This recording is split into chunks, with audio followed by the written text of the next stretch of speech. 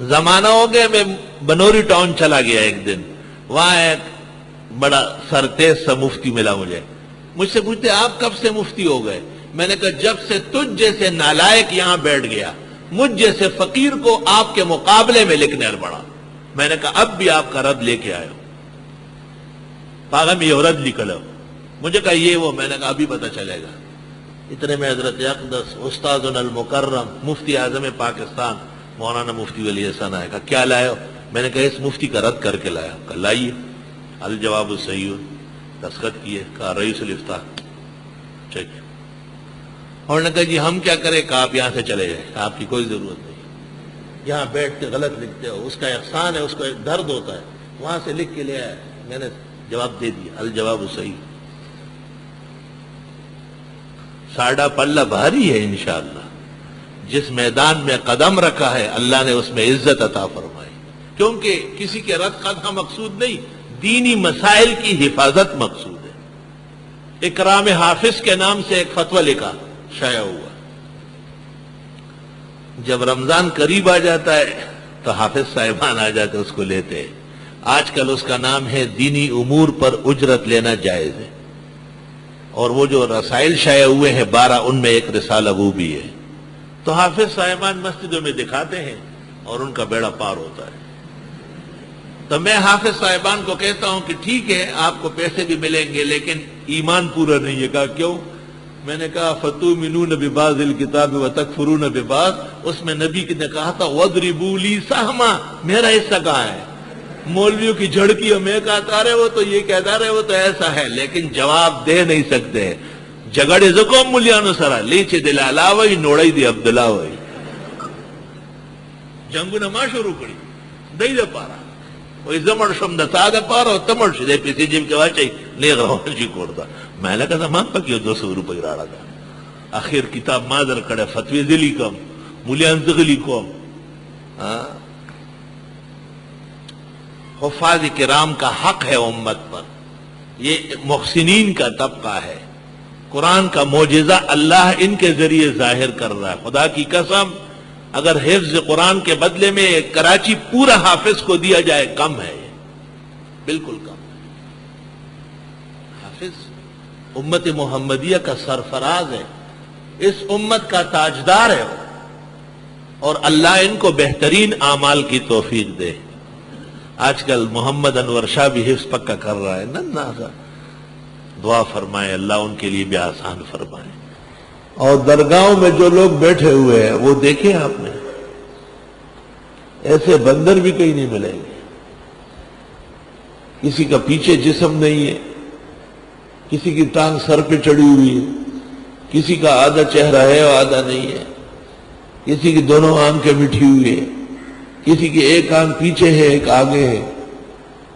ایک جادو اور بندر اور جنگل کے درندے اور جانور بھی دیکھ لو تو ایسے بدشکل نہیں ہوں گے جیسے درگاہوں پر سو بڑیان، گھڑیان، شلیان، چنجن، پمن، گنجیان، کانیان، گوٹ شل، ٹولے دنیا کا بد شکلو ڈال تراوے ناس نو بابا والدان جوڑائی چاہی بزان مڑکڑا ہے خدای خی کہ بابا جوڑائی سے بابا نور وجنی لاسا بابا پا دربار کے چکم خلق ناستے دا غی شکل ہو گو رہے دا غی لاسو نخپے ہو گو رہے ٹول شل گڑ کارن لاند بڑیان کڑیان پا بدرز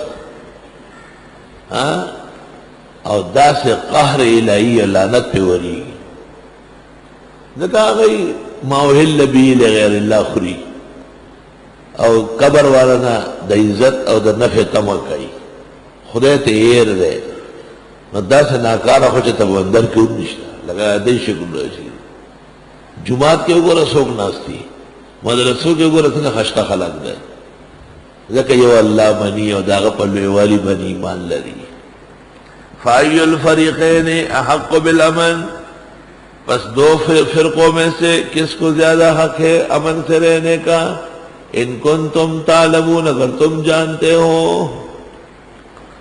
الذین آمنوا لوگ جو ایمان لائے ولم یلبسوا ایمانہم بظلم اور خلط مل نہیں کیا اپنے ایمان کو ظلم سے اولئک لہم الامن، یہ لوگ امن والے ہیں، وہم مہتدون، اور یہ واقعی ہدایت یافتہ ہیں۔ الذین آمنوا ولم یلبسوا ایمانہم بظلم، لبس یلبس، للبسنا علیہم ما یلبسون، خلق مل کرنا، اور لبس یلبس، لبست الخبیث وابغی الخبیث وانشبت شسی فی کل شیسہ، مقامات حریری کے اشعار ہیں۔ حدیث شریف میں ہے کہ جب یہ آیت نازل ہوئی تو صحابہ بہت زیادہ غمگین ہو گئے اور پیغمبر اسلام کی خدمت میں آئے اور حضرت سے کہا اینا لم یظلم، ایسا کون ہوگا جس نے بالکل ظلم نہیں کیا ہو؟ تو حضرت نے کہا اس ظلم سے مراد شرک ہے، اور تم نے لقمان کی وصیت نہیں سنی جو اپنے بیٹے کو کی تھی، یا بنی لا تشرک باللہ ان الشرک لظلم عظیم۔ طلبہ متوجہ رہے، بظلم، یہ جو تنوین ہے اخیر میں ڈبل زیر، اس کو تنوین کہتے ہیں، ڈبل زیر، ڈبل زبر، ڈبل پیش۔ یہ کبھی تقلیل کے لیے آتا ہے جب نکرہ ہو تو عموم پر دلالت کر رہا ہے، معمولی سا ظلم بھی ایمان کے لیے مضر ہے۔ اور کبھی کبھی تنوین تعظیم کے لیے ہوتی ہے، پھر اس کا بڑا صنف مراد ہوتا ہے۔ تو صحابہ نے بظلم تنوین برائے تقلیل لے لی تو ہر طرح ظلم کو شامل ہوا، گھبرا گئے، اور پیغمبر نے کہا کہ ظلمن سے مراد ظلم عظیم ہے اور وہ شرک ہے۔ چھوٹوں نے چھوٹی توجیہ کی اور بڑے نے بڑی توجیہ فرمائی۔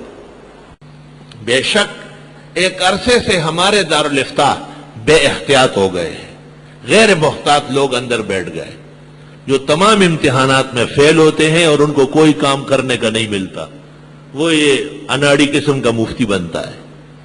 لائق طالب علم، فائق، جو دورے میں اول آتا ہو وہ فتویٰ پڑھے تاکہ وہ اسرار فقہ، حکم دین اور معاشرے کا ماحول سمجھ کر کے فتوے